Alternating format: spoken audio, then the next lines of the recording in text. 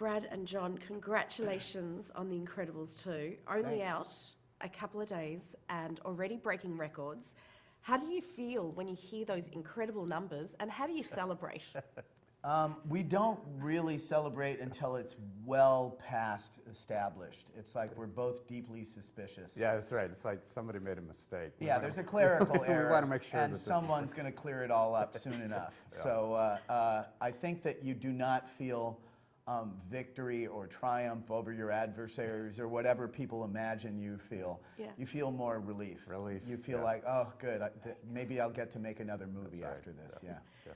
You've said in the past, Brad, that you weren't going to make a sequel unless the idea was a strong one.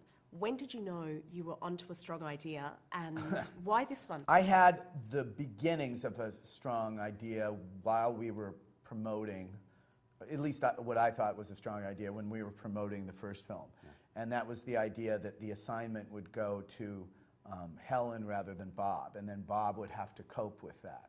And Helen would get to bring out a side of herself that you see at the very beginning of the first film where she says, settle down, why would I settle down? I'm at the top of my game. So there's that side of her that has kind of been sublimated to being a really great mom.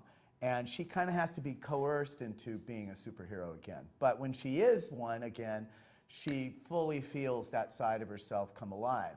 So those two things seem like a really good core of the movie. I also knew that I had the unexploded bomb of Jack Jack, and that the audience knew he had multiple powers, but the Parr family did not. Yeah. And so the perfect moment to have that reveal is when Dad is in charge, is put in charge, and he basically can't blow it, you know, and it's now suddenly 14,000 times harder. So those parts I had early and long ago. It was the other bit that I needed, which was the villain part, the superhero plot part. Yeah. And we had the raccoon fight. Yes, that was left over from the first film. We couldn't get into the first film, so we knew we were going to have the raccoon fight. Right. And there were a couple other Yeah. ideas I had. I knew I wanted the Incredible to Right. make a reappearance and Yeah. stuff like that.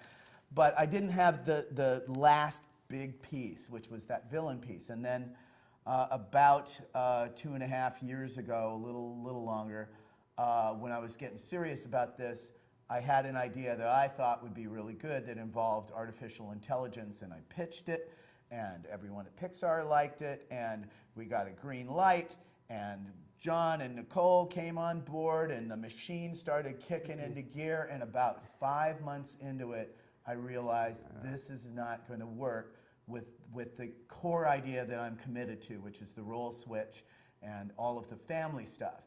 And so now I've got a release date, and the machine is going, and everybody's looking at me going, yeah, so this other part of the story, how's that? And, you know, I'm going, it'll be fine, you know. So it was changing constantly. And it wasn't until about a week ago when I was talking about this that I realized the first film was like that too, Yeah. where I came into Pixar with a very well fleshed out idea. I had character designs and everything. It's the only time that that's happened at Pixar. But I came in with a different villain. And in the process of working on the film, another sequence was created where a villain was introduced and died in the opening sequence. And we didn't keep anything, even though the sequence is cool, we went back to my original pitch, except that everyone liked the villain better than the villain that I had, including me. And he ended up becoming Syndrome in the first movie. So the villain, for some reason, on these films, always comes last. Elastigirl says, change perceptions, make your mark, don't wait for permission. You're making a big mark on the world with the art that you're putting out there. When did you give yourself the permission and the belief that you could go and make the mark that you wanted to make in the world?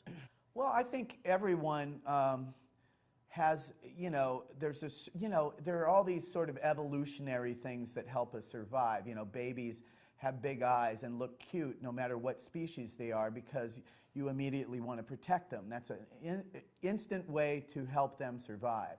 Well, when you come out of school and start meeting the real world, which is college and then your early professional life, you have to have a huge ridiculously overconfident view of yourself and your own importance in the universe and all of that in order to withstand all of the pounding you're going to get by the world, who really doesn't care about anything, ideas you have or your individual voice or anything. So you kind of have to overcompensate and believe in yourself to a ridiculous degree. And I think that that's pretty common among, 18, 19, 20-years. Oscar Wilde had a saying where he said, "I am not young enough to know everything."